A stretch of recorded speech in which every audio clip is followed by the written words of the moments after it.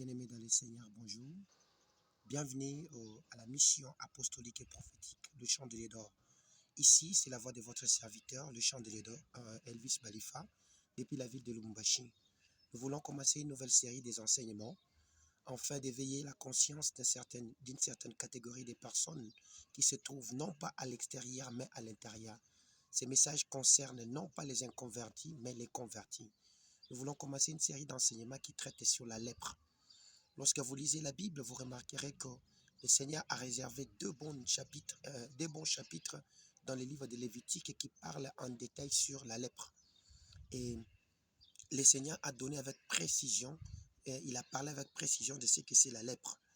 Nous voulons donc, dans le cadre de ces enseignements, rester dans la limite de ces deux chapitres, afin d'examiner, de savoir, d'examiner, de chercher à connaître davantage si cette maladie ou cette difficulté était seulement une histoire qui concernait ce qui était sous le temps de notre sous la loi, ou bien c'est une histoire qui peut être aussi comprise au niveau de nous qui sommes sous la grâce aujourd'hui. Alors, nous disons que vous devez déjà comprendre que c'est un sujet qui est rarement abordé dans la plupart des grandes églises, la plupart des églises de nos jours. C'est un sujet qui, beaucoup de gens n'en parlent presque pas. Alors, pourquoi trouvons-nous ces deux chapitres si longs avec autant de détails concernant la lèpre dans la Bible? C'est par là qu'est parti ma compréhension. Je devais donc comprendre et chercher à savoir qu'est-ce qui ne va pas. Pourquoi Dieu pouvait prendre dans la Bible deux bons chapitres où il nous parle avec détail sur quelque chose qui est une maladie. Une maladie d'ailleurs à l'époque qui était quasiment incurable, nous donner les procédures, comment est-ce qu'on devait arriver à sortir de cette difficulté là-bas. Il faut savoir que la lèpre est une maladie graduelle. La lèpre est une maladie. Elle est classée dans la catégorie des maladies et c'est une maladie graduelle qui vient tout doucement et petit à petit et qui se développe. Vous voyez, qui en est plus contagieuse d'ailleurs. C'est une maladie extrêmement contagieuse. Et encore en plus de cela, elle est incurable. À l'époque, elle était incurable. Il n'y a aucun remède naturel contre la lèpre qu'on a dit dans la Bible. Il y a des maladies dans la Bible dont on a donné des types de médicaments qu'on pouvait utiliser. Et seul Dieu pouvait guérir de la lèpre, qui était une maladie vraiment répugnante. Alors nous nous sommes posé la question de savoir qu'est-ce que cela peut bien représenter pour nous qui sommes dans le temps de la grâce aujourd'hui. Amen, amen. Alors, qu'est-ce qui peut graduellement dans notre vie être contagieux et que nous pouvons transporter avec nous et qui est incurable et répugnant au point qu'on en est en horreur? Voilà la question qu'il faut se poser. Nous sommes donc, sur base de ces deux questionnements, nous voulons développer une série d'enseignements afin de comprendre ce que Dieu veut nous enseigner, afin de comprendre les dangers que beaucoup de chrétiens courent aujourd'hui. Parce que j'ai bien dit au début de ces messages que ces messages concernent les chrétiens. Alors pour cela, lisons d'abord quelque chose en dehors du Lévitique. La Bible dit dans le livre de Jérémie chapitre 13, le verset 23, la Bible dit ceci: un Éthiopien peut-il changer sa peau ou un léopard ses taches? De même, pourriez-vous faire le bien, vous qui êtes accoutumés à faire le mal? Vous avez compris qu'il s'agit du péché. Donc, lorsque nous parlons de la lèpre, nous voulons traiter d'une matière, et cette matière, en un mot, nous voulons traiter de ces péchés que nous transportons et qui se développent de manière graduelle et qui atteint toute notre entité pour nous isoler de la grâce de Dieu. La lèpre nous parle du péché. Nous allons en parler car il n'est pas vraiment possible de parler de sainteté sans parler du péché. Amen, amen. Aujourd'hui, il y a des grands pasteurs dans ces pays. Il y a des grands hommes de Dieu qui parlent beaucoup plus de la sainteté. Mais vous ne pouvez pas parler de la sainteté sans parler du péché. Et comment amener les peuples à sortir de ces péchés là-bas. La lèpre n'a rien à voir avec une informité corporelle. Pour dire que non, le boité, la lèpre n'a pas ça. Il n'est question que d'un membre trop court ou trop long, par exemple. Il n'est pas question d'un membre trop court ou trop long pour dire que non, c'est une infirmité. Non, non, non. C'est pas ça. C'est vraiment quelque chose qui vient directement de Dieu. Vous comprenez? C'est quelque chose qui vient directement de Dieu. Et il faut rajouter un détail intéressant. Ce n'est pas le cas des autres maladies graves, voire mortelles, qui se trouvent dans la Bible. La lèpre était envoyée par Dieu.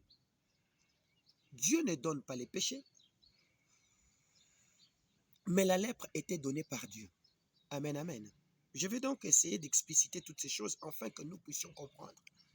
Dans le livre de Deutéronome chapitre 7, le verset 15, la Bible nous dit ceci: l'Éternel éloignera de toi toute maladie. Il ne t'enverra aucune de ces maladies, de ces mauvaises maladies d'Égypte qui te sont connues, mais il en frappera tous ceux qui te haïssent. Vous comprenez? Donc justement, nous comprenons que la lèpre n'est pas une maladie d'Égypte, c'est-à-dire n'est pas une maladie du monde. Ce n'est pas un péché que tu es venu avec ça dans le monde, mais c'est un péché que toi, tu t'es accommodé avec ça déjà en étant chrétien. Prenons un exemple. La Bible dit, Dieu va envoyer celui qu'on appelle Moïse devant Pharaon pour lui dire de laisser aller son peuple. Au début, Pharaon considère ça comme étant un petit discours. Ils échangent carrément avec Moïse et consorts.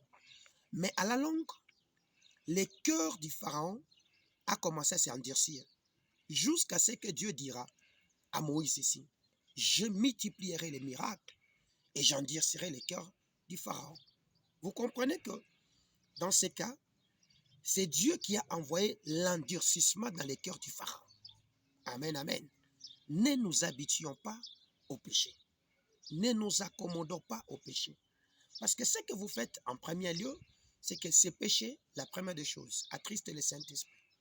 La deuxième des choses, vous vous éloignez du Saint-Esprit. La troisième des choses, vous éteignez la flamme du Saint-Esprit. Et là, c'est exactement à ce point là-bas que la lèpre prend sa forme matérielle et physique dans le corps de quelqu'un. La lèpre n'est pas une maladie d'Égypte, comme je l'ai dit, mais c'est quelque chose qui nous est donc envoyé. Dans le psaume 38, David comprend ces choses. Il part. Il dit ceci. Psaume 38, versets 2 à 4, la Bible dit: l'Éternel ne me punit pas dans ta colère, ne me châtie pas dans ta fureur, car tes flèches m'ont atteint et ta main s'est apaisantie sur moi. Il n'y a rien de sain dans ma chair à cause de ta colère, il n'y a plus de vigueur dans mes os à cause de mon péché. Cela parle tout à fait des symptômes de la lèpre. Quand vous étudiez très bien ceci, vous comprenez les symptômes de la lèpre qui était en train de détruire la vie de celui qu'on appelle David. Vous comprenez? Les péchés ont plusieurs définitions lorsque vous les cherchez dans la Bible. Dans la Bible, on définit les péchés comme étant manquer de l'objectif. On peut aussi dire les péchés, c'est savoir les biens, ne pas les faire. C'est toujours une définition. Mais cela, ce n'est pas la définition du péché qui nous intéresse ici.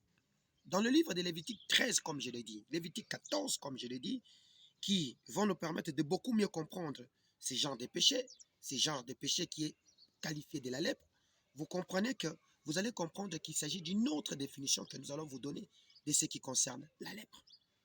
Lisons d'abord Ésaïe chapitre 1er, verset 5 à 6. Lorsque le prophète Ésaïe commence son ministère, il dit ceci: quel châtiment nouveau vous infligez, ça c'est Dieu qui parle, quand vous multipliez vos révoltes. La tête entière est malade et tout le cœur est souffrant. De la plante du pied jusqu'à la tête, rien n'est bon. Ce ne sont que des blessures, des contingents et des plaies qui n'ont été ni pansées, ni bandées, ni adoucies par l'huile. Il s'agit de plaies. On parle ici des plaies. Dans le livre de Lévitique, la lèpre est en rapport avec les plaies. Voilà pourquoi, dans Romains, il est écrit, il est dit ceci, que les péchés ne règnent point donc dans vos corps mortels. N'obéissez pas à ces convoitises. Amen, amen. N'obéissez pas à ces convoitises. C'est ce qu'on nous recommande.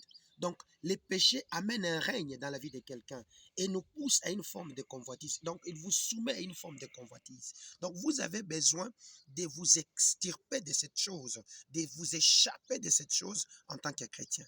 Alors, c'est comme ça que Satan va utiliser cette arme pour attaquer un homme qu'on appelle Job. Vous voyez, la Bible décrit, on dit que Job était frappé d'une ulcère, c'est-à-dire des plaies qui étaient de la tête jusqu'aux plaies, aux pieds. Et pour un lépreux, il était donc considéré quasiment comme un lépreux. Ce sont des choses qui se voient, ce sont des choses qui ne se cachent pas. Je t'informe, bien-aimé dans le Seigneur, les péchés que tu caches aujourd'hui, quel que soit le temps que tu les caches, ça finira toujours par faire quoi? Se révéler avec la force du temps. La lèpre, contre elle, elle prend une incubation, elle fait une incubation, elle fait une incubation de plus ou moins, elle a une incubation lente de plus ou moins de 5 ans avant qu'elle se manifeste.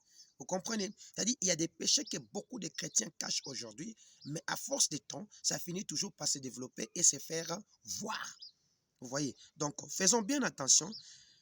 Ne gardez jamais un péché caché en vous. Ne résistez pas à l'esprit. Vous voyez? Parce qu'on commence toujours par attrister le Saint-Esprit, comme je l'ai dit, puis on l'outrage et finalement on l'éteint. On éteint la flamme du Saint-Esprit. C'est là que la lèpre devient très fort. Lorsque le Saint-Esprit est éteint, c'est-à-dire on devient quasiment un homme animal, on n'obéit plus à rien. Ce qu'on était en train de cacher, ça sort publiquement et on commence à défendre ce genre de péchés devant tout le monde en disant que ce n'est pas les péchés. Amen, amen. Nous avons donné l'exemple de Pharaon en vous montrant comment est-ce qu'il avait commencé petit à petit à endurcir son cœur jusqu'à ce que Dieu lui-même est venu endurcir son cœur. C'est-à-dire les péchés que toi tu vois là, jusqu'à ce que Dieu va te livrer à ta propre convoitise, à ce que tu veux. Mais qu'est-ce que dit exactement Lévitique chapitre 13, verset? Qu'est-ce que dit Lévitique? Lisons au verset 59. La Bible dit ceci. Telle est la loi sur la plaie de la lèpre. Lorsqu'elle attaque les vêtements de la laine ou de lin, la chaîne ou la trame ou un objet quelconque de peau ou d'après laquelle ils seront déclarés purs ou impurs. Vous voyez ce que la Bible dit? Ce péché est tout à fait particulier parce qu'en dehors d'atteindre la personne, elle peut atteindre les objets. Il peut atteindre les objets, il peut atteindre une maison, même les habits. Voilà pourquoi très souvent quand nous disons aux enfants, par exemple pour les gens qui habitent l'Afrique, lorsque vous achetez des habits de friperie ou des choses de friperie, priez pour ça. Ou vous voulez acquérir un bien meuble tel qu'une maison et consort, priez pour ça. Parce que vous ne connaissez pas l'état d'âme de la personne qui habitait là-bas. Peut-être que c'est quelqu'un qui était porteuse d'une sorte de poisse qu'on appelle la lèpre et qui a déjà affecté ses biens. C'est comme ça que vous achetez la chose, vous voyez que la chose se dégrade, elle vous contamine. Vous voyez? Il y avait donc une loi qui était donnée dans Lévitique chapitre 13 et au chapitre 14. Il y en a encore des lois qui vont plus loin. On dit, là, il est question de ce qui a été pour les lépreux, par exemple, qui est maintenant guéri, mais qui a encore des besoins de se purifier.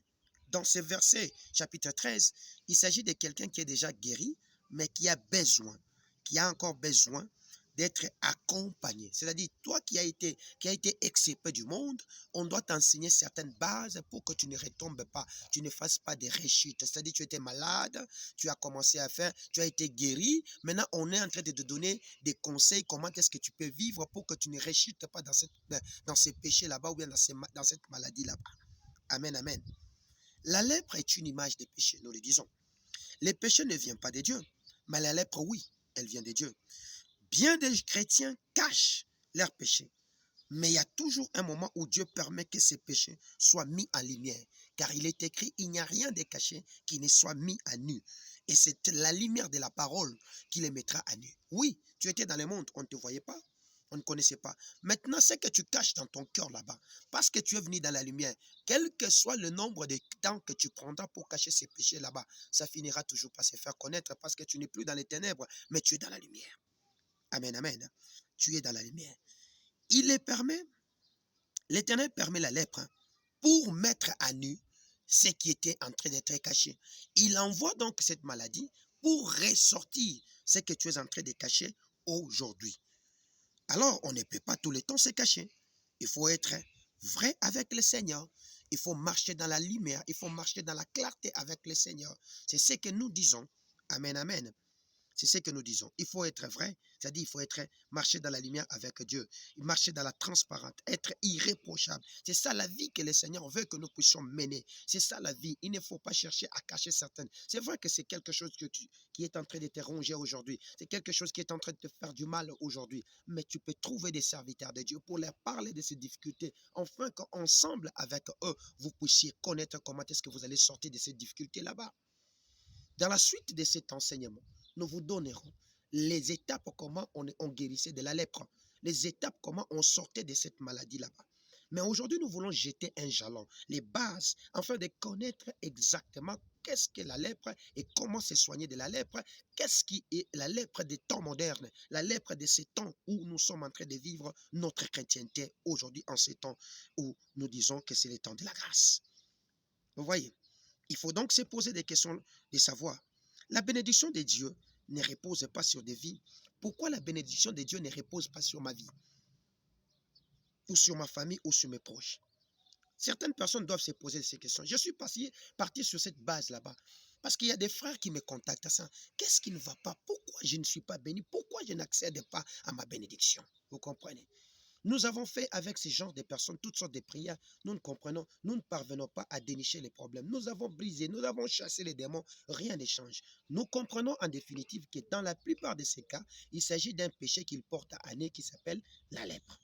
Attention, attention, bien-aimés, il n'est pas simple. Et il n'est absolument pas question de doctrine de positivisme ou de prospérité que nous enseignons aux gens en disant seulement, en recherchant à se purifier parce qu'il s'agit du péché, parce qu'ils recherchent une forme de bénédiction. Non, mais nous voulons faire quelque chose que les gens comprennent il y a des choses qui se bloquent en nous à la suite des péchés que nous cachons en nous.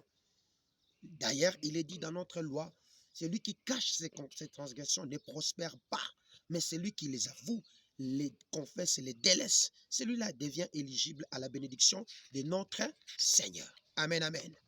Alors, se poser ces questions, c'est se demander s'il n'y a pas de choses cachées en moi. Pose-toi des questions. Qu'est-ce que je cache? Et si tu ne sais pas les découvrir, demande au Saint-Esprit de te les révéler, afin que tu parviennes à découvrir ce que Dieu te reproche pour que tu puisses arriver à t'en débarrasser et que tu viennes ainsi à bénéficier à bénéficier de ta bénédiction, comme on peut le dire. Sinon, tu te feras voler toutes tes bénédictions parce que tu croiras qu'on est en train de te voler ta bénédiction alors que toi-même tu es en train de les donner gratuitement au diable au moyen des principes, des choses que tu caches en toi. Amen, amen. Il y a donc 3 points principaux en rapport avec la lèpre. 3 points principaux en rapport avec la lèpre. Elle pouvait donc toucher des personnes, c'est ce que la Bible dit. Elle pouvait toucher des vêtements ou des maisons.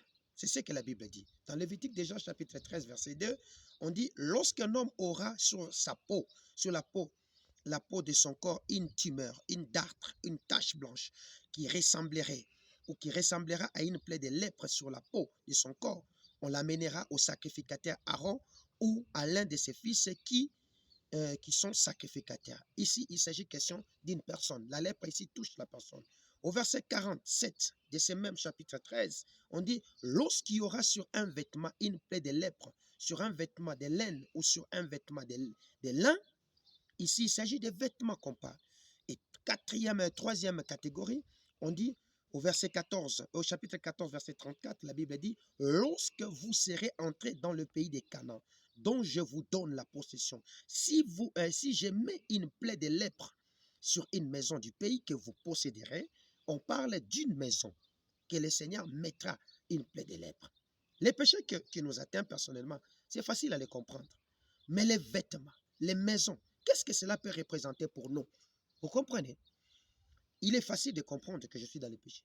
Mais quand un péché touche à un vêtement, quand un péché touche à une maison, il faut se poser la question.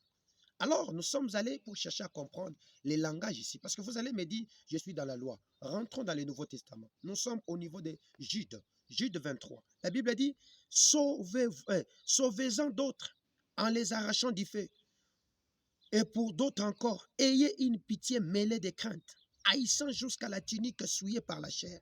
Vous voyez? On parle de la tunique, c'est-à-dire des habits qui ont été souillés par la chair. Le péché de l'homme peut atteindre directement les habits. Donc la tunique que cette personne-là porte. Voilà pourquoi nous disons aux enfants de Dieu, sachez prier pour ce que vous achetez, notamment dans les marchés, dans les supermarchés, partout là où vous allez, les friperies qui nous vendent des robes, par exemple, pour nous qui sommes en Afrique ici, des choses que nous ne connaissons pas, priez pour ça. Même des dons qu'on vous fait, des habits, des choses, des amis. Sachez prier pour ça. Ne laissez pas entrer dans vos maisons quelque chose d'impur. Demandez au Seigneur la bénédiction, car le Seigneur peut montrer des choses sur certains objets en notre possession.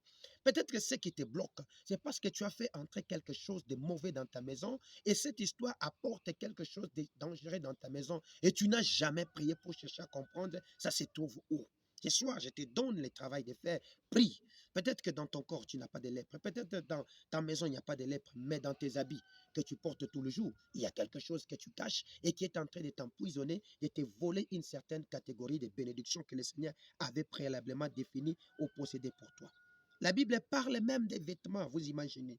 Les vêtements du lépreux auront une conséquence sur une personne qui les touchera. Le vêtement du lépreux avait des conséquences. Toute personne qui touchait au vêtement du lépreux était devenue impure. On devait l'isoler au moins pendant une semaine, s'il vous plaît. Imaginez ce genre de choses. C'est la même chose pour la maison du lépreux. C'était une maison qui devenait impure. C'est-à-dire des maisons des occultistes, des maisons des gens qui ne sont pas dans des choses droites aujourd'hui. Ce sont des gens qu'on met dans des catégories de lépreux, un occultiste chrétien, si je peux le dire, parce que ça n'existe pas, mais il s'est fait passer pour chrétien, mais il est occultiste. Dans sa maison, vous pouvez voir, c'est comme ça qu'il y a des gens, il entre dans une maison, il loue, la nuit, il entend des bruits, des gens qui mangent au salon, des mouvements dans la maison. Cette maison-là est déjà frappée de lèpre. Amen, amen. Vous voyez, mais notons quand même que c'était ce qui était attaqué par la lèpre qui devait être détruit, non pas les vêtements tout entiers ou la maison tout entière. Vous voyez, c'était ce qui était attaqué par la lèpre qui devait être détruit. Non pas les habits, non pas la maison.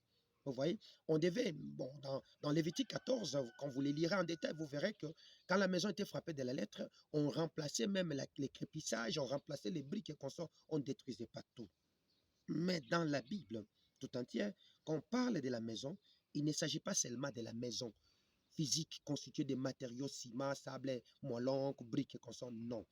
La Bible préfigure, la maison dans la Bible préfigure aussi la famille, une famille entière, des assemblées locales. Ça, Dieu peut utiliser un tel langage. Le péché agit de la même manière, d'abord en nous, puis elle va toucher ce qui nous appartient, vous comprenez, puis ceux qui sont autour de nous. Vous comprenez, ceux qui sont autour de nous. Pour ce qui concerne une assemblée locale, par exemple, si la lèpre se manifeste à l'intérieur, vous comprenez, cela peut mener jusqu'à la destruction de cette assemblée si le problème n'est pas réglé correctement. C'est comme ça que vous voyez, vous êtes dans un quartier, une assemblée locale qui commence, il y a des problèmes qui sont à la base liés aux péchés qui sont cachés. Malheureusement, on ne veut pas les traiter. Le jour que le péché est découvert, l'église est éteinte. L'église est totalement fermée. Les gens ne parlent plus de cette église-là. Pourquoi? Parce qu'ils n'ont pas su traiter à la base. C'est-à-dire, la lèpre a touché directement à l'assemblée locale. C'était une personne qui a amené cette lèpre, mais par sa lèpre, elle a même amené la destruction de la famille, de cette famille là-bas que j'appelle l'assemblée locale ou de cette histoire là-bas. Alors pose-toi la question, dans votre famille, qui a amené la lèpre? Ou dans votre communauté, la lèpre se trouve dans quel point? Ou pour que le Seigneur parle que cette maison-là doit être réparée, doit être corrigée, doit être nettoyée. Vous voyez, dans le livre des psaumes, le chapitre 93, le verset 5, la Bible dit ceci. Tes témoignages sont entièrement véritables. La sainteté convient à ta maison et au Éternel pour toujours. Vous voyez, nous sommes l'édifice du corps de Christ. Nous sommes le temple de Jésus-Christ. Nous sommes la maison de l'Éternel. Et David, reconnaissant ces choses, il dit, la sainteté convient à ta maison. C'est-à-dire, le corps, le temple du Saint-Esprit que tu es là, convient à être saint. Il dit ceci, vous serez saints tel que je suis saint. C'est ce que la Bible nous dit. N'acceptez pas le péché dans la maison de Dieu. Il y a des gens qui cachent des péchés dans la maison de Dieu. Il y a des gens qui ne prospèrent pas parce qu'ils cachent des choses. Il y a des gens, vous pouvez être là, vous avez une parole de connaissance, vous donnez, pendant que vous êtes en train de faire le service, vous donnez une parole de connaissance que parmi nous, il y a quelqu'un qui est dans le péché de l'adultère, par exemple, Aujourd'hui, le Seigneur voudrait qu'il abandonne s'il est là, qu'il se manifeste. Vous voyez quelqu'un qui pêche même dans l'église. Il dit non, il est là. Il fait passer les prophètes ou bien les prédicateurs des menteurs. Jusqu'à tel point qu'il faudra qu'une autre parole de connaissance, par exemple, vienne pour dire que non, s'il n'est pas là, nous allons citer ce nom. C'est alors que vous voyez la personne se manifester. Ces genres de confessions, ce ne sont pas des confessions. Ce n'est même pas l'abandon. C'est parce qu'il a eu peur qu'on puisse les citer et c'est comme ça qu'il s'est mis debout. Non. Nous sommes déjà des chrétiens. On ne peut pas vous pousser à abandonner les péchés. Votre nature elle-même doit rejeter le péché, doit refuser le péché. Mais si aujourd'hui, nous avons des chrétiens qui devaient être saints, mais qui sont à moitié saints, ce ne sont pas des chrétiens saints, ce sont quasiment des inconvertis. Amen, amen.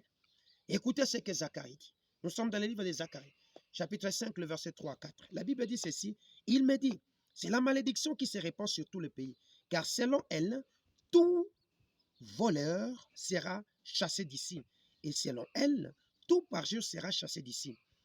Je la réponds, et dit l'Éternel des armées, afin qu'elle entre dans la maison du voleur et de celui qui jure faussement à mon nom, afin qu'il établisse sa demeure et qu'elle la consume avec le bois et les pierres. Vous comprenez? La maison de qui? De celui qui dit des parjures. C'est une forme de lèpre. Dieu lui-même envoie cette maladie pour attaquer toutes ces personnes là-bas qui sont dans des parjures, qui sont en train de chuchoter, qui sont en train de critiquer les autres.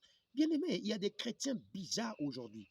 Des chrétiens qui sont dans l'église, ils passent leur temps d'écouter ce qui se dit à l'église. Dès qu'ils arrivent chez eux, ils en font une petite réunion dans la maison. Ils commencent maintenant à critiquer. Ils sanctifient la prédication qu'ils ont reçue à leur manière en critiquant les autres, en jetant des parjures, en disant des choses fausses. As-tu vu tel frère? Voilà, pas d'ailleurs. D'ailleurs, le prédicateur avait dit ça. Il y avait des choses ici, toutes ces choses là-bas. Écoutez ce que la Bible dit. Au verset 4, il dit, je la réponds, dit l'Éternel des armées, afin qu'elle entre dans la maison du voleur, de celui qui jure faussement à mon nom, et qu'il établisse sa demeure et qu'elle la consume avec le bois et les pierres. Vous comprenez? Vous comprenez que c'est une forme de lèpre avec les voleurs, les parjures. C'est une malédiction qui est donnée là. Donc c'est Dieu lui-même qui met une malédiction sur cette personne. Il ne faut pas qu'il y ait la malédiction dans nos réunions ni dans nos assemblées. La malédiction, c'est quoi? C'est parler à mal des autres. Dans nos réunions familiales, dans nos réunions des églises, évitons de parler à mal des autres. Parlons de Jésus. Nous n'allons pas à l'église pour parler des autres. Nous allons à l'église pour partager la parole de notre Seigneur, afin d'édifier notre foi et de grandir chrétiens. Aujourd'hui, ce n'est pas ce que notre Seigneur Jésus-Christ nous a appelé. Notre Seigneur Jésus-Christ nous a appelé à vivre la vie de sa parole. Jésus ne passait pas son temps à parler, à maudire les autres, c'est-à-dire en parlant mal des autres. Mais Jésus passait son temps à enseigner les lois, les bases de notre royaume qui est l'amour. Et il a passé son temps à communiquer la vie qui était en lui, qui était là au travers de sa parole. Ainsi donc, je vous conjure au nom de ce Jésus, en qui vous avez donné votre vie, de faire la même chose. Amen, amen. Nous devons faire donc la même chose. Gardons-nous des petits renards. C'est ce que la Bible dit dans le livre des Cantiques. Elle dit, gardez-vous des petits renards, parce que plus que vous les gardez, vous les conservez chez vous. Des petits péchés là que j'appelle des petits renards deviendront des grands renards et ça sera difficile pour vous de vous en débarrasser. Amen, amen. Dans le Proverbe du chapitre 3, le verset 33, la Bible dit, la malédiction de l'Éternel est dans la maison du méchant, mais il bénit la demeure des justes. Vous voyez, le méchant, c'est qui? Ce sont ceux-là qui pratiquent le mal. Ils sont sous la coupe de la malédiction. La malédiction de l'Éternel. Je ne parle pas des malédictions des hommes, mais la malédiction de l'Éternel. La malédiction sur la maison du méchant, de celui qui résiste, qui ne veut pas se mettre sa vie en ordre avec Dieu. Toi qui résistes à la parole de Dieu, toi qui ne veux pas mettre ta vie en ordre avec la marche de notre Dieu, sache-le que tu es en train de te soumettre à une forme de malédiction et il te sera difficile de sortir. C'est comme ça que tu es en train de prier, de demander que la bénédiction que le Dieu avait prévue pour toi se manifeste. Elle ne se manifeste donc pas. Pourquoi? Parce que tu n'es pas juste, tu n'es qu'un méchant. Amen, amen. Dieu a horreur de la résistance, de la désobéissance. Il préfère l'obéissance au sacrifice. Vous voyez? C'est ce que Dieu dit. Soyons donc simples. Soyons prêts à son écoute. Faisons-nous donc et faisons confiance à ce Dieu. Appuyons-nous sur lui, car ce n'est pas seulement notre Sauveur, mais c'est aussi notre Père. Amen, amen. Il n'est pas finalement venu te sauver, te mettre à l'abri, comme quelqu'un qu'on avait attaqué par des bandits, dont les militaires sont venus les sauver et ils t'abandonnent sur la route. Non, lui, il est venu te sauver et prendre soin de toi en tant que fils, en tant que fille. Vous comprenez? Alors, voyons-le comme un Père. Et c'est un Père qui n'est pas un Père cruel. Voilà pourquoi celui qu'on appelle Jonas a reconnu. Il dit, je savais que tu es un Dieu compatissant et là encore la colère. C'est un Dieu compatissant. Quel que soit le péché que tu as fait aujourd'hui, c'est possible. Il dit, si tu confesses ton péché, il est juste et fidèle pour nous le pardonner. C'est ça la justice de notre Dieu. Il reste droit dans ce qu'il fait. Quiconque reconnaît son péché, il le confesse, il le délaisse, il l'abandonne. Ce Dieu-là est juste pour le pardonner, effacer cette iniquité dans sa vie. Au nom de Jésus-Christ. Amen, amen. Le trône de la grâce. Et ce trône que le Seigneur nous approche. Il nous approche de son trône de la grâce. Hein? Il nous approche de ce trône de la grâce. Nous n'avons pas donc à craindre. Donc, nous sommes ses enfants. Il est pour nous un Père. Vous voyez, nous devions donc le suivre dans tout ce qu'il est en train. Il nous appelle à faire au nom de Jésus-Christ. Dans Lévitique, le chapitre 13, pour finir notre introduction sur cet enseignement, Lévitique chapitre 13, verset 3, la Bible dit, le sacrificateur examinera la plaie qui est sur la peau du corps. Si le poil de la plaie est devenu blanc et que la plaie paraisse plus profonde que la peau du corps, c'est une plaie de lèpre. Le sacrificateur qui aura fait l'examen déclarera cet homme impur. Amen, amen. Les péchés que tu caches là, te déclareront impur. Or, les impurs n'ont pas droit à la maison de Dieu. C'est comme ça que tu n'es pas éligible à la bénédiction de Dieu. Écoute ce que David dit. Qui pourra monter à la montagne de l'Éternel? Celui qui a un cœur pur, celui qui ne livre pas sa bouche au mensonge, celui qui a des mains innocentes. Il obtiendra la bénédiction de l'Éternel. Est-ce ton cœur est-il pur? Vous voyez? Est-ce ton cœur est-il pur? Là, on n'est pas encore sûr. Hein? On n'est pas encore sûr. Donc, il fallait donc, selon ces versets, enfermer la personne pendant une semaine. Cet homme qui n'était pas impur. Il fallait donc mettre la personne dans un isoloir. Examine-toi aussi. Tu dois t'enfermer. En d'autres termes, rentre en toi-même. Examine-toi. Prends un temps minutieux d'examiner. Qu'est-ce qui bloque ma bénédiction? Qu'est-ce qui bloque ma bénédiction? Si ce n'est pas encore certain, on l'enfermera une semaine supplémentaire. C'était ça la loi. Si dans les une semaine que tu te donnes pour examiner ton problème et rechercher la situation, tu ne trouves pas, tu prends encore le temps, la Bible recommande dans ces chapitres de prendre encore une autre semaine supplémentaire pour examiner ces problèmes là-bas. Examine-toi, bien-aimé. Examine-toi. Donc, c'est quelque chose de très sérieux, cette maladie. C'est quelque chose de très compliqué, de très sérieux, qu'il faut prendre du temps pour bien l'examiner, afin qu'on puisse en sortir. Sinon, si tu traites aujourd'hui ton péché avec légèreté, sache que le pardon sera aussi tellement léger et les risques de rechuter dans le même péché sera bien plus grand que ce qui était avant. Amen, amen. Précisons donc enfin que cette étude que nous avons commencée concerne les péchés, c'est des personnes converties, c'est-à-dire des chrétiens, et non pas des inconvertis. Lévitique s'adressait avant tout au peuple d'Israël, pas à des étrangers. Donc, moi aussi, je m'adresse personnellement aux chrétiens. À toi, qui es déjà en Christ, tu te dis être chrétien, mais tu as des choses que tu caches. Tu te dis être chrétien, tu as des choses que tu ne veux pas dévoiler aujourd'hui. Faites attention. Tu es en train de partir à un point, le Seigneur va te livrer à ta propre convoitise. Ce que tu as envie aujourd'hui comme péché que tu ne veux pas délaisser, il arrivera un temps, le Seigneur va te livrer à cette propre convoitise et c'est ce qui te détruira. Ainsi donc, bien-aimés, nous venons de commencer une série d'enseignements qui traite de la lèpre. Nous avons mis ici les jalons, nous avons mis ici la base de cet enseignement. Nous allons donc parcourir un certain nombre de points au courant de cette semaine, au courant des jours qui vont venir, pour étudier comment on devait examiner, traiter de cette maladie et en sortir. Je vous donnerai des exemples palpants de tel type de lèpre infecte aujourd'hui les chrétiens. Comment est-ce que certains chrétiens n'en sortent pas, ils en finissent par même à mourir de ces choses? Et comment on faisait pour sortir du temps de Lévitique, du temps des enfants d'Israël? Et comment est-ce que nous pouvons adapter cet enseignement à notre temps tel était? Donc, l'inspiration que Dieu veut que nous puissions apporter à son peuple pendant ces temps. Ainsi donc, toi qui m'as écouté, je t'en supplie au nom de Jésus. Prends le temps de bien écouter ces messages et examinez-les. Au nom de Jésus-Christ, soyez une fois de plus bénis. Amen.